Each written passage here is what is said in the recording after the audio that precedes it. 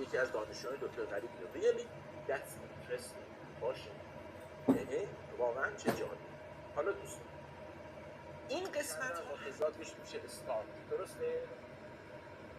که بعید سوال بود، اما اینجا حتما یه سوالتون میشه که میاد به شما کلمات رو میده ریسپکت احترام یا احترام گذاشتن، وام مسکن نمیگید وام منزل، ولی به دوستتون نمیگید بیا مسکن ما، بگید بیا خونه ما.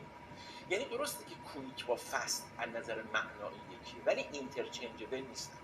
یعنی شما غذای سریع رو میگید فست فود یا یه وعده غذای سریع رو میگید کویک. همچنان که ما تو فارسی میگیم بادش.